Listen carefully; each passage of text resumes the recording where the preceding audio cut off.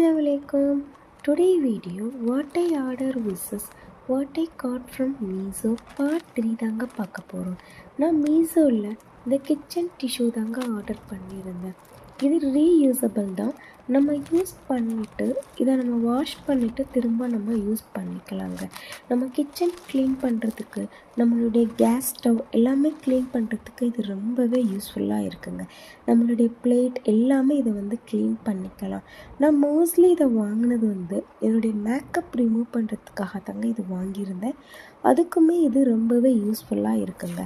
இமேஜில் பார்க்கும்போது இதனுடைய குவான்டிட்டி கம்மியாக இருக்க மாதிரி இருக்குது. பட் இது நேரில் குவான்டிட்டி அதிகமாகவே இருக்க மாதிரி இருக்குங்க.